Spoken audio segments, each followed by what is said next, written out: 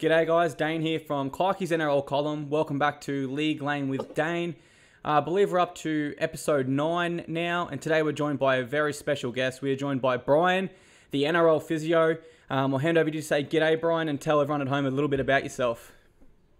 Hey guys, name's Brian. I run the NRL Physio accounts on, Twitter's where it started, but sort of gone over to Facebook and Instagram now.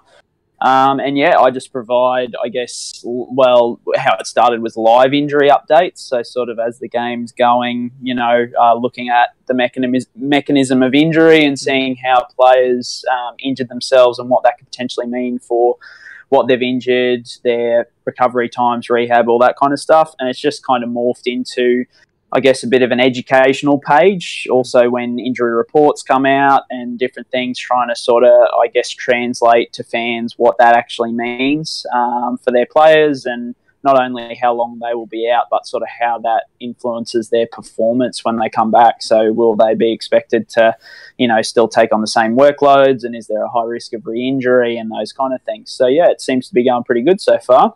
Awesome. Yeah, so I will say, before we get into the latest news today and start discussing it, if you are on Facebook, Instagram, Twitter, I highly recommend you not only like the page, but either turn on notifications or have it so it appears first in your newsfeed. That way you stay up to date with all the latest injuries, which is obviously huge, whether you're a super coach, fantasy, or just a fan and you want to know what's best for your team and what's going on. Before we get into the latest news, one more thing, guys. This awesome piece of woodwork made by Aaron. Head to my Instagram now. We're doing a giveaway for 25% off codes, and you can win one of your own, any team you want done up. Our first bit of news today, Brian.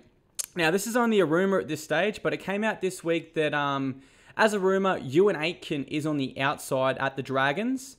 And Coach Mary McGregor, he's looking at starting Zach Lomax and Tim Laffey in the centres. So sort of, what are your thoughts on that? Do you think that those two are the best centres there, or do you think Aitken has to be in their top 17? Yeah, I'd say it's a bit rough on poor Aitken, because, started last year, he was kind of in the origin frame a little bit, I guess. But, Lomax towards the end of the year, and then certainly, at the end, like postseason England and stuff like that. But no, he's pretty impressive. So I think it'll take a lot to sort of keep him out. I guess Aitken probably isn't going to be as good on the wing as Lomax probably would be. So that's a tough call. But I think it'd be tough on Aitken for him to lose the spot after being in contention for New South Wales last year. Yeah, very hard. Now, I think the reason he's sort of leaning to that is when Jordan Pereira did a Q&A on my page, he sort of mentioned how much Tim Laffey helps his game and he's really helped him evolve as a player. But I just think, I agree, Aitken has to be in there. I'm inclined to think Lomax plays on the wing. So your wings are Pereira and Lomax. Your centres are Laffey and Aitken, no change to last year. And Gareth Widdop fills in at fullback. I think Dufty moves to reserve grade. And your halves are Norman and Ben Hunt. So it's a bit of a headache for Mary, but it's a headache you'd probably rather have as a coach, having these quality players in reserve grade ready to go. Oh, massively. Yeah, absolutely agree. On to our next bit of news. Brad Arthur, Parramatta Eels coach, he says Dylan Brown looks to be my man. I want to partner him with Mitch Moses. Obviously, the other choices there, I suppose, are Clinton Gutherson, although he did say he wants to lock down fullback. A position that hasn't been locked down by anyone at the Eels since Jared Hayne. And Jamin Salmon, who was recently convicted, I believe, of drink driving. So maybe that's why he's sort of leaned towards Dylan Brown. I personally haven't seen too much of Brown, but from what I'm hearing, he's a superstar. Who would your choice of 5'8" be for the Parramatta Eels to partner Moses in 2019? Yeah, I think Brown, I've seen a little bit of him here and there, mostly through highlights reels and stuff like that, because obviously, it's hard to get those 20s games, happening sort of when they're not telecast all that often. But I think all that I've heard of him and seen of him is he's an absolute gun. So I think with especially the way that Paris season ended last year, I think having someone young and exciting like Brown in the lineup is probably a really good thing. I think Gutho is the right choice for fullback, especially My big thing is, second year back from ACL injuries is always a really good year. And, I'm backing Gutho in for a really big year from fullback. So I think, having him there will take a bit of pressure off Brown and sort of let him do his thing a little bit more. So, yeah, I think putting Brown in there and seeing, so Parra can see what they've got in him is probably a really good option. Yeah, I love that option as well. I mean, also, Mitch Moses has been told he's unwanted by the club past this year. So, straight away, looking to the future, I like what Eels are doing. On what you said about Gutherson and the second year back from ACL, this is certainly something, I don't know if I initially got it from you. I think I may have. And I've certainly talked about it on a lot of podcasts I've appeared on. Roger Tuivasa-Sheck, 2016, he did his ACL. 2017, he gets labelled overrated. He gets labelled as, he's not handling the captainship well. 2018, second year back from ACL, he wins probably Rugby League's highest honour, the Dally M Award. So Gutherson, he was very close to the Dally M in 2017 before he hurt himself. So, there's certainly evidence to suggest he's in for a big one. We'll stay on the Eels now. Well, sort of. George Burgess rejects a deal with the Parramatta Eels. They would have had him as early as this year.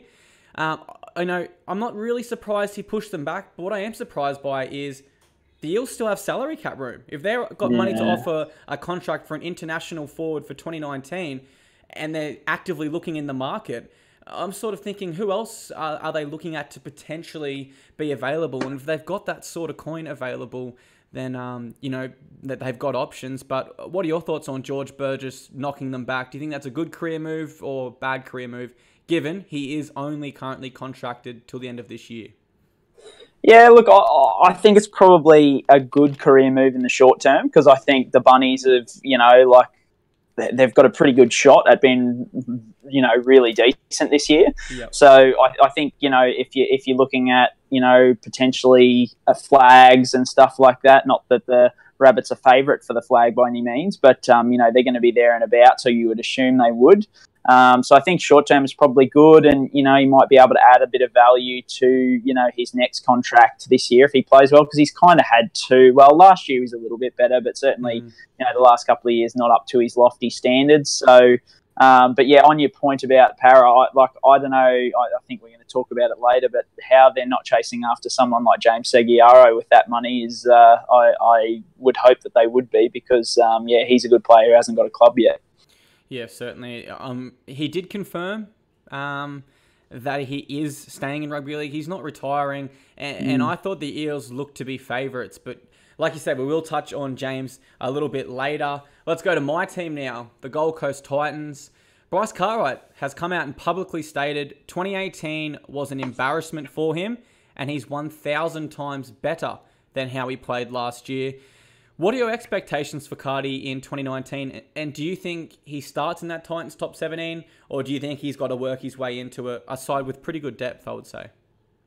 Yeah, I think you've hit the nail on the head. I think that forward pack, it's very crowded through the middle because they've got plenty of middle forwards, bringing on Shannon Boyd and stuff like that. Yeah. So I don't know whether they try and throw Ryan James out on an edge like they did last year, but you've got only a certain amount of middle minutes to go between Ryan James, Jared Wallace, Jai Arrow, these kind of guys. So it depends. I think if they throw James out on an edge, I don't think Cardi starts, but I think if they try and persist with James in the middle, which is where I think he plays his best footy, then, Cardi's in with a shot. I think, it's been well publicised, but I think a lot of his stuff last year was fairly, mental. I think, he just, wasn't in the right headspace a little bit. But, he's all reports. We all get those training the house down stories coming out this time of year, but there's certainly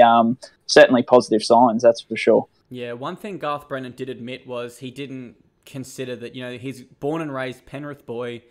He's moved him up to the Gold Coast with him because obviously he loved his time with him in reserve grade. Threw him straight into 5'8", not his primary position. And Garth sort of admitted he didn't really nurture him as much as he probably could have. And like you did touch on, I don't want to go into it too much, but obviously his ex-partner did... I really feel uncomfortable saying this, but she did commit suicide, I believe. And obviously that would have played a huge mental toll on Bryce Cartwright. But I am very excited to see him in 2019. Another man I was excited to see in 2019, hopefully in the NRL, but it's not to be, as flies keep landing on my webcam whilst I'm here outside. Very annoying. Josh Cleland, former Bulldogs. Yeah. He's took him to the grand final 2 times in the last 3 years, and won one of them, last year, but I believe he was injured for the final. But one of his coaches in reserve grade has come out and said, I don't know how he's not making the top 30 of NRL teams. And I certainly agree with that. The kid has a lot of talent. I don't necessarily think he should be a starting half, but, you know, any NRL team would love to have him as depth. Even Super League sides, I'm surprised they're not chasing him a little bit heavier. But he ends up in reserve grade, a 1-year deal with the Ipswich Jets. My main question, have you watched much of Josh Cleland, and do you think he's ready for NRL?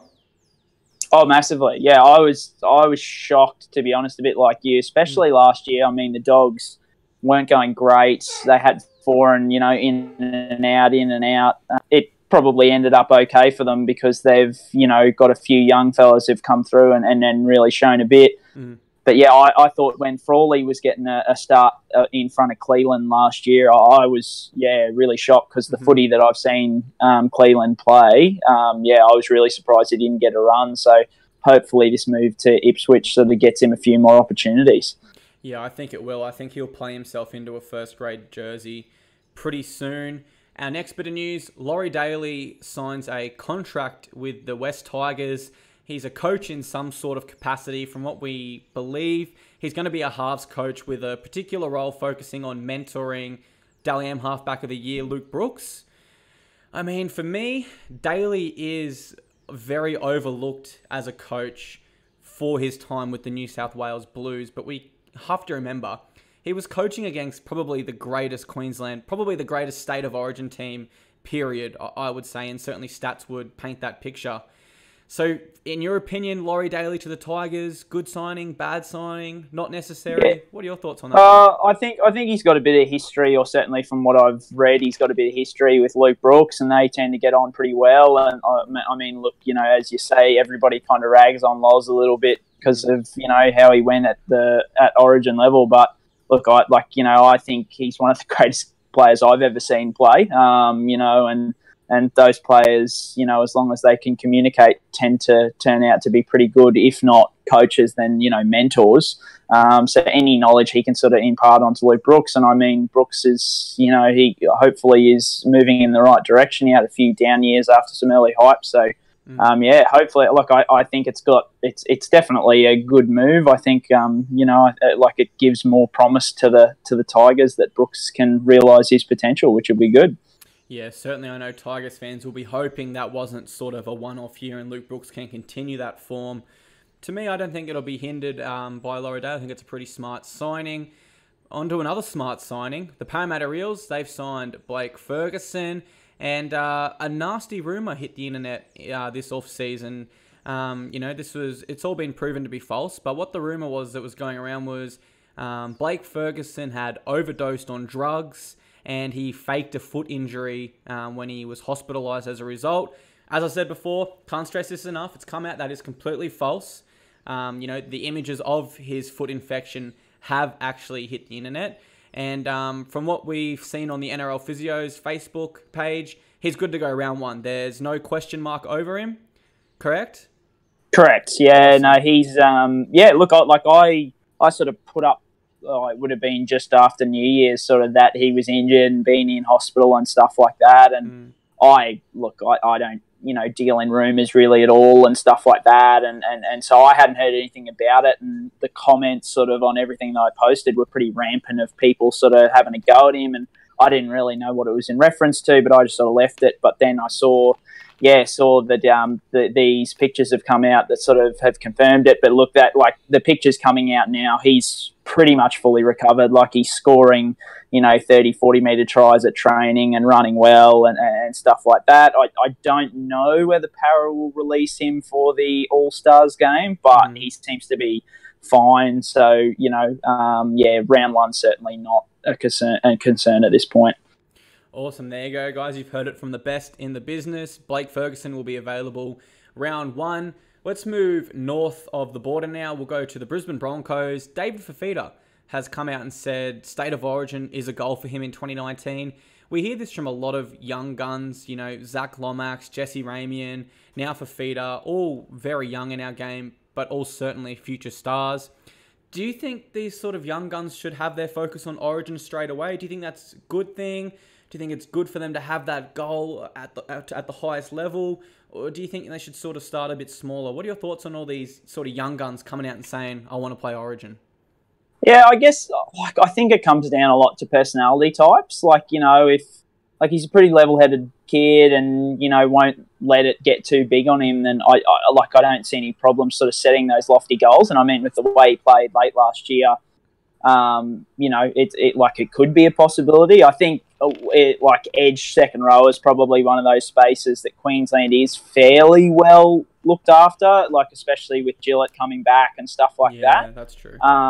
So yeah, look, I think it does come down to personality types. I think if there's risk that he's getting a bit too big for his boots and that'll become too much of a distraction, it's probably something that, you know, coaches and people higher up might have to, you know, have a bit of a word. But I think other than that, I think, look, it's always good to, you'd rather see a player, you know, aiming for those heights rather than sort of just being happy with, you know, where they're at and get too comfortable in their position. Yeah, absolutely. You did touch on Queensland having a lot of depth in the back row. You know, we've got Kafusi, Cooper, Hess. But one thing on Dave Fifita, he's only 19 years old this year, so we can still play under 20s Origin. So I think that's right. He's more likely he'll be playing under 20s before they put him into the big show. Gallon versus Hopewadi. This is sort of news that everyone's sort of on the fence about it. Some people are loving hearing about it in the off-season. Others are, you know, shut up about it. Who cares about this fight? Personally, I'm pretty excited for it. I'd say this is probably one of the biggest outside of footy events we've had to do with the NRL. Now, Hopewadi comes out and says he wants a pre-fight drug test by both men. Obviously, being NRL players, they are tested, so I think that was just him being a little bit cheeky. But Gallon hits back. He sends out a video calling him flopper and, you know, takes the sort of McGregor trash talk route. What are your thoughts on this, Brian? Are you keen for this fight or... Oh, look, you know, not overly. Yeah. Look, I think, you know, they do it all to, as you say, that McGregor route. You know, you got to try and sell pay-per-views, you got to sell tickets, so try and stir up as much controversy as you can, get as many sound bites. But yeah, mate, look, I certainly won't be paying for the pay-per-view, but you know, I think, you know, everybody has, you know, I don't think anyone's going to leave disappointed because one guy is probably going to lose one way or the other, and not many people will be disappointed whether it goes either way, I don't think. Yeah, that's certainly true. Certainly not two of the most popular men in rugby league. Craig Garvey signs a 1-year deal with the Sydney Roosters. Obviously a depth signing for me because they do have Radley and Jake Friend who can play hooker. But Kurt Baptiste did depart the club for the Cowboys. So for me, this is a pretty smart signing. I don't see him featuring in the NRL. However, I think if you were Trent Robinson, you'd be more inclined to just shift Radley to hooker for a stage there. But sort of, what do you make of this signing? Good signing? Bad signing? Yeah, I think it's pretty good because I think there's been a fair bit of talk around that Radley's going to start at lock. So if that does happen, I mean, look, I'd still say they'll probably play Orbison on the bench as their utility. But you know, look, I mean, if Jake Friend goes down, as you say, I think if they were looking for a permanent sort of solution, they might go Radley. But look, I think it's just good to have that backup just in case Radley starts killing it at lock, and if Friend goes down, you know, you don't want to move Radley out of lock, so you've got Garvey there to sort of, you know, plug a hole. Yeah, I think I thought it was a really good signing when I heard. Yeah, good signing. I absolutely agree. And like you said, it's not a permanent solution. It is only a 1-year deal, so certainly something they're more looking at temporarily. We go to the NRL CEO, Todd Greenberg. He issues a stern warning to all NRL players.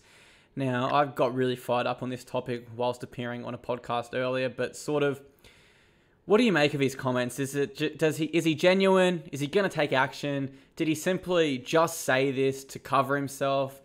What are your thoughts on the whole statement that he's issued? Yeah, look, I probably can't comment on how you would have to take him at face value and think, because look, I know there's a lot of people, and I'm one of them.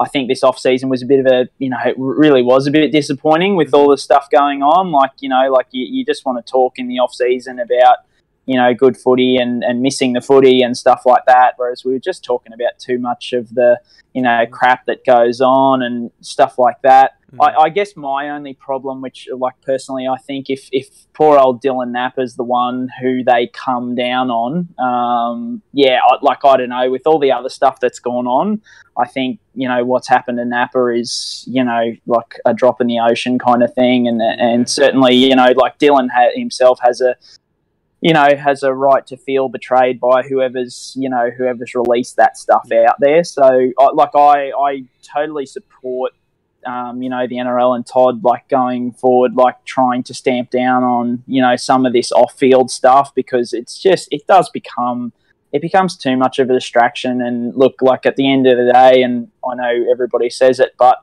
like, it's the image of the game, it does suffer, and we, we're in the entertainment business, so you need a good image. So, I hope that he means it, and I hope that does, make some sort of difference, because, I think there certainly has been lacking a little bit, that, the punishment probably, hasn't fit the crime, or even has, like, there's been a bit of imbalance in the punishment. So it'd be good to get some sort of finite, this is what's going to happen if you do the wrong thing.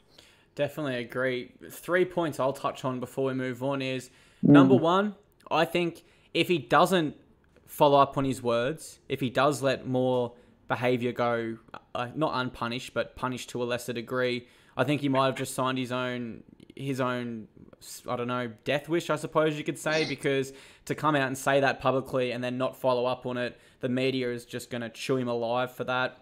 Second issue with it is, why did it take so long? I understand it's Christmas, New Year period, you're on holidays, but this statement was put out like January 20th or something. We'd already had about 10 or so off-field issues, I believe, by that stage. So to me, as soon as the first one came out, alarm bells should have been ringing, and he should have been putting out a statement there and then saying any more of this, because realistically, 1 or 10, it doesn't matter. It gives the media something to talk about and something to put on the news. And the last one is the contrasting different in punishments. So this is no personal knock on Greg Inglis. Obviously, he's a great man. He made a mistake and he's done a lot for the Indigenous and the broader community. But he got a character reference for drink driving and speeding, something which could have killed a family. Yet the CEO's now come out and publicly said, we're going to bring the hammer down on Dylan Napper for everything that we can see in the videos. It's not illegal to have a wank on the couch to your mate shadow boxing. It's weird, but it's not illegal. And certainly sexual intercourse is not illegal either. So there is like you said, a big difference in sort of punishments there, that one bloke gets a character reference, one gets the book thrown at him. Certainly something that needs to be looked at. Another man who's hoping to get looked at, though, Matty Scott, has come out and said, guys, reminder, I'm not retired from rep footy. I want to play for the Maroons in 2019. What do you think, Brian? Does he still have something to offer that team, or do they look to the future like the Blues already have started? Second year back from ACL, mate. That's the theory, okay. So, no, I think having someone, if he can, find some form again, I think having someone like him, in the side, in amongst some youngsters wouldn't be such a bad thing. Like, having Petro around for those years where, look, he might not have still been the best, prop going round, but having his experience and, sometimes you just need that bloke who's going to, run 10 metres, give you a quick play the ball and away you go. So, look, I think, like the big risk for Matt Scott, or the big doubt on Matt Scott, is how his neck is. He's been through a couple of neck surgeries now. By all accounts, he's good to go. So that's good signs. And I think his knee won't really be a concern this year. And as I said, second year back, so hopefully that, that side of things goes up a little bit. And well, I guess it depends what happens with Napper. If Napper isn't available for for selection or something like that, then that increases his chances. But yeah, I wouldn't mind Scott being in the side if he picks up his form, because I don't mind having at least one old head in the pack there to sort of lead the young fellas in a setting like State of Origin.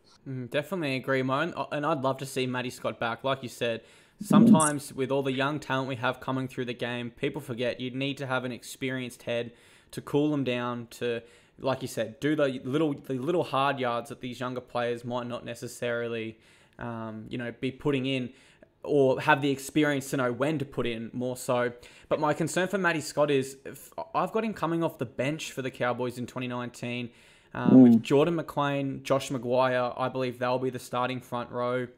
Lock will be Jason Tamalalo. If that pack stays injury-free, I think Matt Scott has to come off the bench, and I think that could really hurt his Origin chances, given I don't believe he's come off the bench much for Queensland.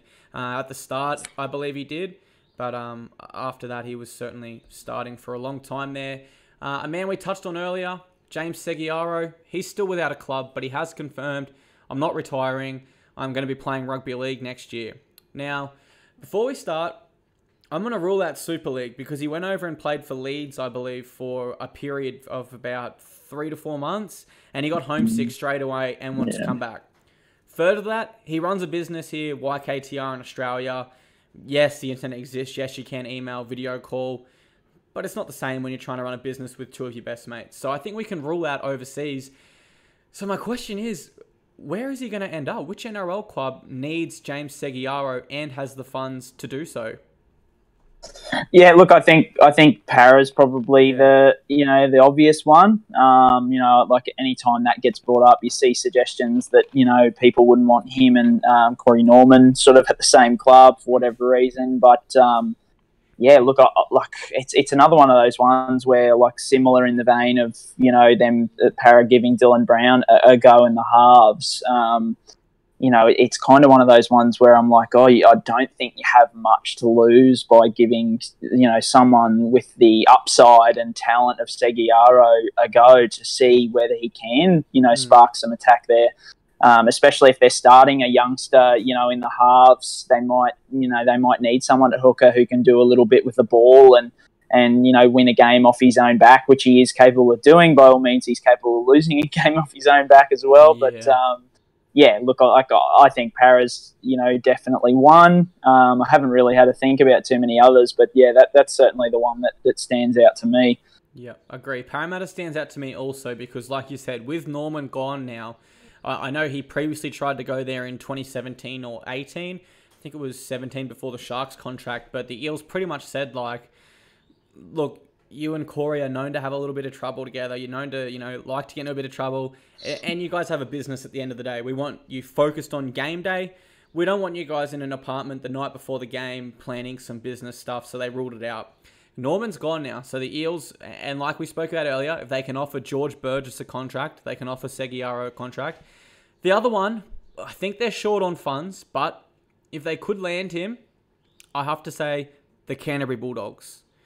I know they are very short on funds, but look, Michael Leisha has proven he's not a top quality NRL hooker, I'll say that. Defensively, he's certainly fine, but attacking he lacks.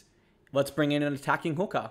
I know Dean Pay wants to persist with Jeremy Marshall-King at hooker, but to me, that the coaches need to step away from this trend of, okay, you're not good enough to be my starting half or 5'8", but I'll play your hooker off the bench, because it's a different position defending in the middle for long periods of time. So certainly, my two picks: Eels, Bulldogs. If I had to name a third, I'll go Cowboys, because he has been up in Cairns around that area a lot now. I believe it's just for holiday's sake, and they have signed Kurt Baptiste as a backup hooker, but you just never know in the NRL. Now, Billy Slater's fullback position is free at Melbourne. 4 names have been tossed up. One we can rule out straight away, Cameron Munster. Cameron Smith has come out and said he's been training at 5'8". I believe that's where he'll play. Our 2 likely contenders, Jerome Hughes and Scott Drinkwater. And an outside chance, a man who said he would like to transition to fullback, Josh Addo-Carr. Of those 4 names, if you were Craig Bellamy, who would you start in round one in Billy's famous number 1 jersey? I'm a massive Jerome Hughes fan. Mm-hmm. I think I think he's really, really solid. The games that he's filled in, as far back as, 2-3 years ago, I've always liked his talent. He's solid under the high ball. He takes a really good hit up. I haven't seen a lot of Drinkwater, I must admit. So, yeah. Look, I guess more where I'm coming from is what I know. And I've seen Hughes and I've always had massive raps on him. I think if he's fit and firing and ready to go, like Drinkwater, obviously very talented to get to the position that he is. So, look, he might, Hughes might be a 9 out of 10 and Drinkwater might be a 10 out of 10. So they might go with Drinkwater at the end of the day. But, yeah, certainly from my perspective, I've always had a huge rap on Jerome Hughes. Yeah, I'll certainly agree with you there. And I will say Jerome Hughes filled in at halfback last year. We have seen a little bit of inconsistency in Brodie Croft's game. So I think having a ball-playing fullback will benefit the Storm. If you want a ball-playing fullback, in my opinion, and I think this is, you could pretty much prove this via his stats, Jerome Hughes is the better option there. Attacking-wise, from what we saw at Drinkwater against the Titans, I believe he might have played one other game against Penrith. He's really offensively based, but it's his running games that's most dangerous. So I agree. I'd go Jerome Hughes, and my reasoning is he can help take a little bit of the load off Brodie Croft. Jason Taumalolo. Now, from what I can gather about the eligibility rules here, and this is a puzzle. I mean, it's a puzzle that's probably different for every single person because, let's be honest, there's that many gap holes in international rugby league and how the whole thing works. But I think 2020 will be when Jason Taumalolo is officially eligible to play State of Origin if he chooses, because he no longer represents a first-tier country in the New Zealand Kiwis. He represents a second or a third-tier country in Tonga. What do you think? Is this good? Is this bad? Is this fair? There's so many questions to ask here, but of those couple I've just thrown at you, I guess, in a broad picture, what are your thoughts on Jason Taumalolo playing for the Maroons?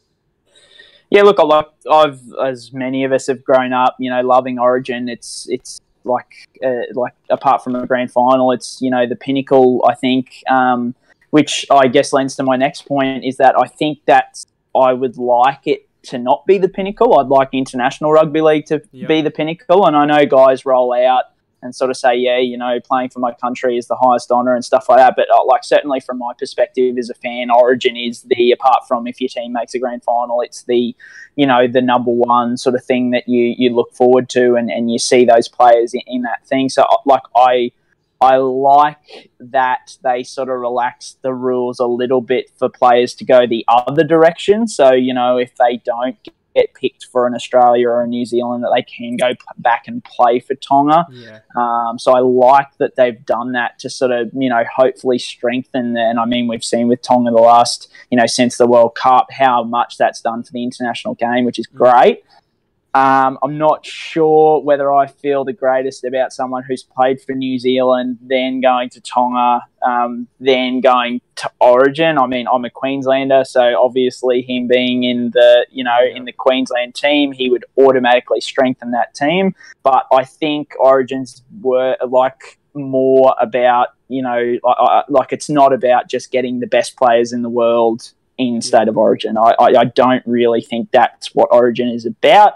It in the past has resulted that way because Queensland and New South Wales have made up a lot of the best players in the world. But I think with the international strength of the game, I would hope that the strongest players in the world are from a lot of different countries, moving into the future. So I think it's more about keeping that Queensland New South Wales sort of rivalry rather than just finding ways to get guys in there.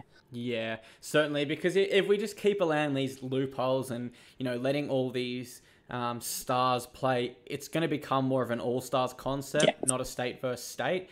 And one more question while we're on international footy. Soccer has this rule, or football, whatever you'd like to call it, I don't want to upset anyone, where once you represent a certain country, you can never represent another. I don't know if that would work in rugby league because players obviously... someone like, we'll go Anthony Milford might not have chosen to represent Samoa because he realises he's a chance for Australia. I mean, we're not really at that stage where we have enough worldwide talent yet, but eventually I'd like to see that same rule introduced. You'd like to see it as well? Oh, definitely. I think down the track, I think for the moment you couldn't like introduce it because there's too much of a gap in, like, especially the money side of things. Like, an appearance for Australia versus an appearance for your Samoa or your Lebanon or whoever, it's just, worlds apart. So you'd have a lot of your players going against it, which is why I've liked this rule added where, look, if you don't get picked for your Australia, New Zealand, you can drop back down to those second tiers. But I think that, as you say, we're probably behind, soccer or football, we're probably 20, 30 years behind them in terms of our international game. So we're putting the, plans in place now that in 20, 30 years, hopefully there is a rule in place that you can only play for one country, and it's because there are, 10, 15 countries which are all, playing rugby league to a high level. Yep, certainly. You did touch on the money side of things there. Australia, New Zealand, England, first-tier players get paid $50K an appearance, and I believe Fiji, Tonga, these second, third-tier nations, it's 500 or less. So that is a contrasting difference, like you said. Ash Taylor, Gold Coast Titans halfback, comes out and says this week, Tyrone Roberts is who he wants to be his halves partner. This is certainly something he's spoken about previously when Roberts was at the Titans the first time. Who is your choice for Titans 5A? Do you like Riley Jacks or do you like Tyrone Roberts in the 6? No, I like Tyrone Roberts. I think he's, they've combined well in the past. I think Riley Jacks is really, really solid too. So I think he wouldn't let anyone down either. But I think Ash Taylor and Tyrone Roberts have got a good connection. They have in the past. That seems to have worked well. I think that's probably where they should start. I think it'd be a bit of a short leash. So if it wasn't sort of going well, a few weeks into the season, I think Jax has, performed really solidly for, exactly what you're going to get with Jax every game. So I think he'd be a good option to come in if things weren't working out. Yeah, definitely agree. Jax has been pretty solid during his time at the Storm.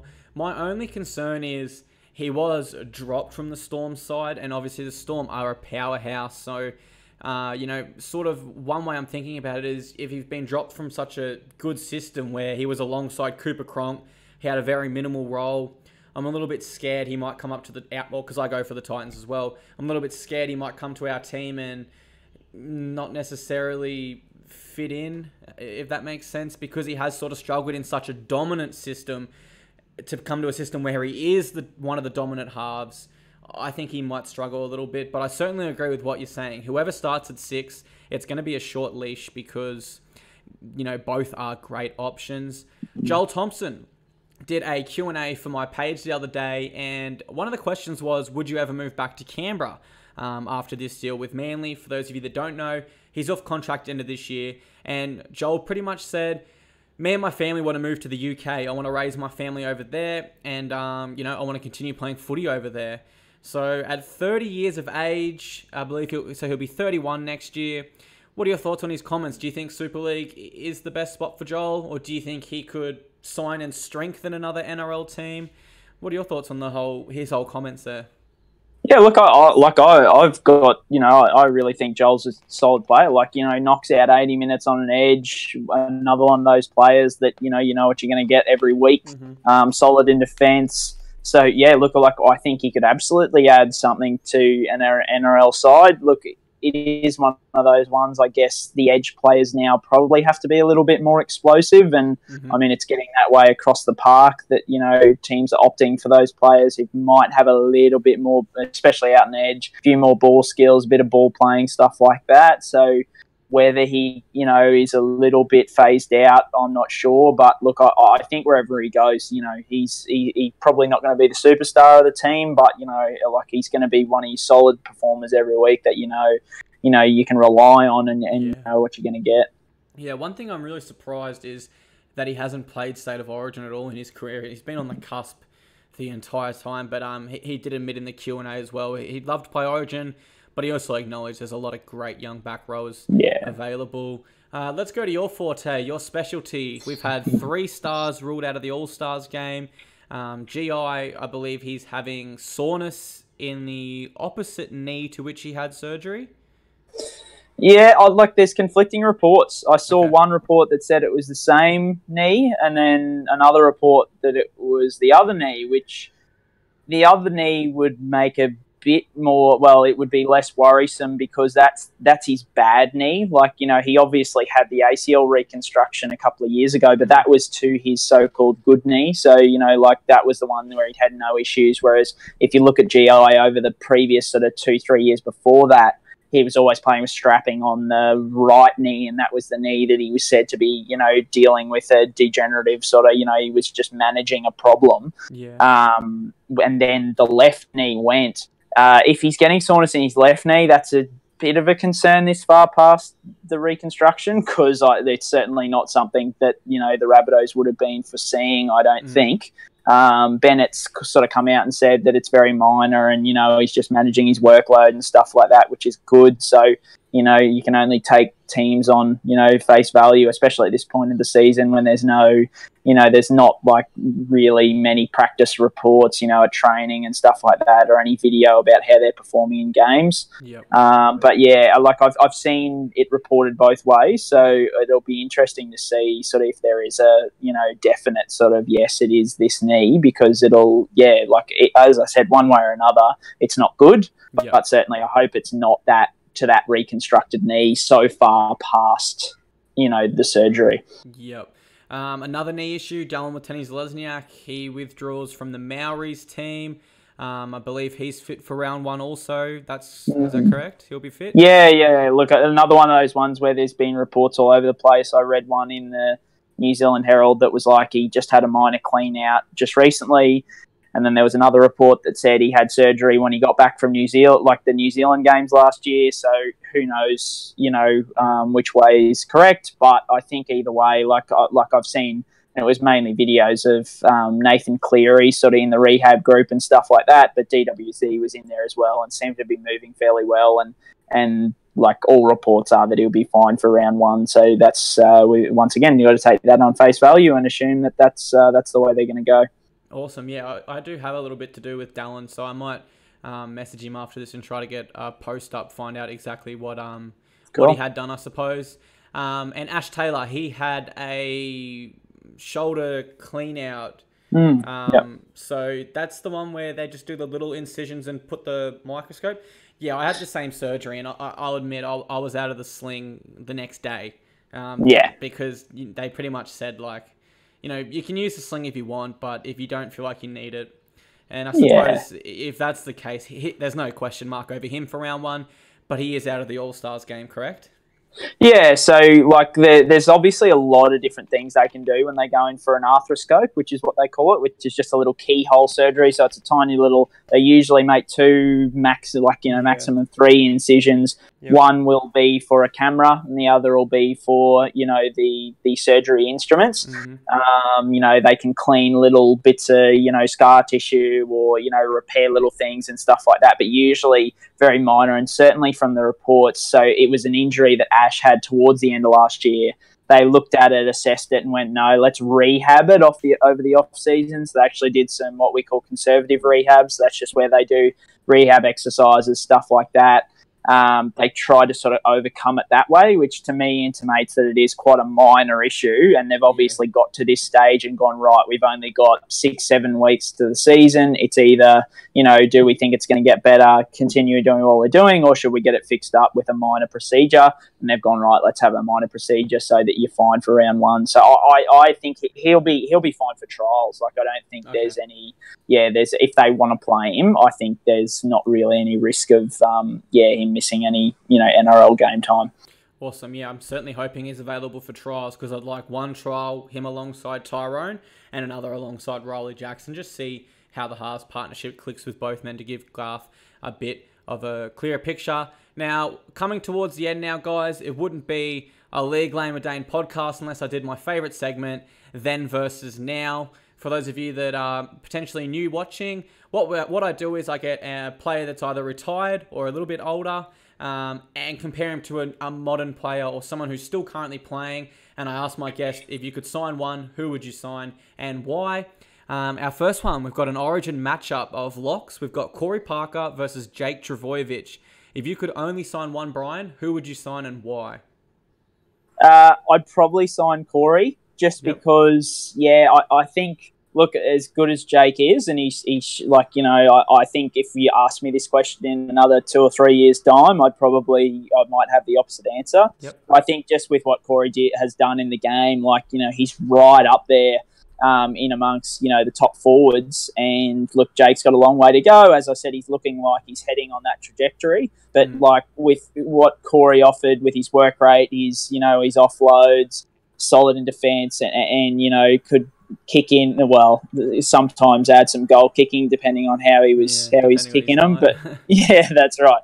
But yeah, I think for the moment I'd have to go Corey. But as I said, that's probably that's a really close one because I think in the coming years Turbo might make me look like a fool there. Yeah, I would certainly say that if we're talking forwards with an offload, I think Corey Parker's the best to ever in that facet of the game. Our next one, now this is not necessarily an old versus new. It's kind of, I suppose they're both from the same era, but this is such an interesting one and one I've wanted to include for a while because these two men just never lived up to their potential.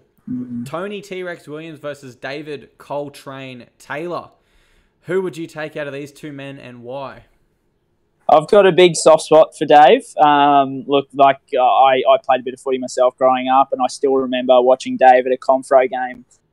We'd just come off and, bust our guts, and Dave was playing a man amongst boys out in the centres, scored a try out on the sideline, picked the ball up, took it back, and potted the conversion all on his own, and had the team on his back. But I have to go with T-Rex. Yep.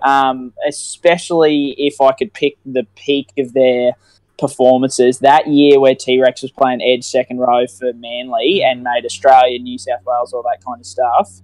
He was just unstoppable. Watching him every week, like if one of my teams who I support was playing against them, just every time he got the ball, you automatically just got tense and you were like, oh my God. And he was just a monster.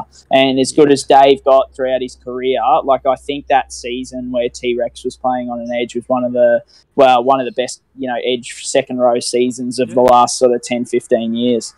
Yeah, certainly. Hey, I actually played Confro as well. I played there you 2013 or 2014 up in Townsville. Yeah, so I'm a bit older, so probably, a few years before that, yeah. It's an awesome little comp, though. I had a lot of fun away with the boys there. On T-Rex, one thing that people might not know about him, he was a Parramatta junior, and he could run the whatever dash they do in rugby league. I know in America it's a 40-yard dash. Here it might be a 40-metre dash, whatever. But he was running it faster than their wingers. He was something like 17 he was a winger, old. yeah. Yeah, well, he was a winger, but he was faster than any of the other wingers at the club. But he was up at over 100 kilos, and he was 17 or something years old, and they let him go. Some of Para's decisions it must be painful to be a Para fan. Our last one now: Justin Hodges versus Jesse Ramian, two Indigenous legends. Who do you take in your side and why? Oh, it's an easy one. It's got to be Hodjo. Yeah. He's... And once again, Ramian, who knows, in the years to come, he might become, everything that, I'm sure Newcastle Knights fans are hoping that he does become. But, Hodjo, look, I've never seen a bloke be more elusive without looking elusive in my life. He just, trundles up, picks the ball up from dummy half, doesn't look like much is happening, and just away he goes. I think his hamstrings towards the end were hanging on by a string, but he still managed to be one of the best centres in the game right up until the day he retired. Even his days at fullback, he was a very solid fullback as well. So, I think it was unfortunate that he got struck by, so many injuries throughout his career, but that doesn't take away from how good he was. So, I'd have to go Hodges for the moment. Well and truly. Yeah, I definitely agree. I was going to put Hodges versus Latrell. If I had that'd be closer. If I was to ask that one to you on the spot, who would you take out of those two? Oh, I'm still going to go Hodjo just because we've yeah, seen him do I was it going for to so say long. I'd still have to go Hodjo because look, you know, like I guess with these younger guys, I'd say probably Latrell has a higher ceiling that he could reach. You know, if he keeps going up and up and up, but Hodjo just performed at such a high level for such a long period. Like we get players who come in and out of the comp and have a good season, and then they might have three bad. I mean, look at T-Rex. Like as I said, he had one of the best seasons I've ever seen. So I think I tend to side with those guys who have been there and proven it before. But certainly, I mean, the upside's there with Latrell, undoubtedly. Yep, definitely. But again, you can't understate just how good Hodjo was for how long. Yeah, that's right. All right, guys, that is going to wrap up League Lane with Dane, episode 9, joined by, of course, the NRL Physio.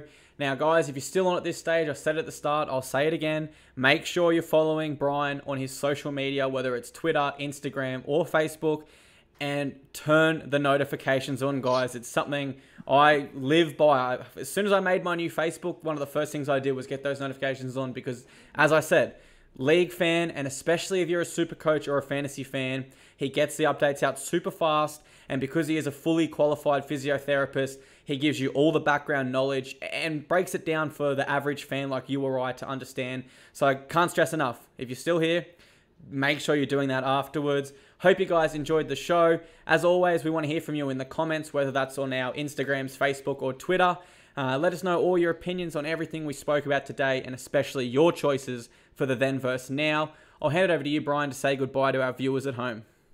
No, thanks, guys. Look, look, exactly what you said. I appreciate the big wrap there, mate, because, happy to help out, and I enjoy, I'm just a fan like anyone, so I enjoy talking to fellow footy fans. So, follow along and get involved. No questions, too stupid. So, fire away, and, I can't wait for the footy to come back. Absolutely. Cheers, guys. I'll see you next week.